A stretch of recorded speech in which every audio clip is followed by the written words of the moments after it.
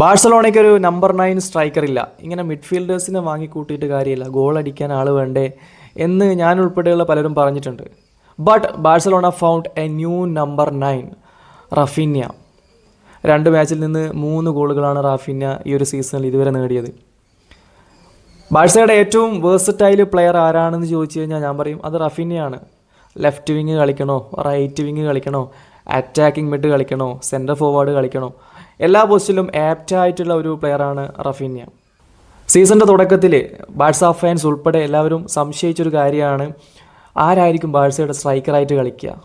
പക്ഷേ റഫീന്യ അത് വളരെ ഭംഗിയായിട്ട് ഇപ്പോൾ ചെയ്തുകൊണ്ടിരിക്കുന്നുണ്ട്. ഇന്നലെയുള്ള ആ ഒരു ഗോള് കണ്ടാൽ അറിയാം, പെഡ്രിയുടെ ആ ഒരു ത്രൂ പാസിൽ റഫീന്യ വളരെ ഭംഗിയായിട്ട് ഉനായി സൈമണിനെയാണ് കബളിപ്പിച്ചുകൊണ്ട് ആ ഒരു ഗോൾ നേടിയത്.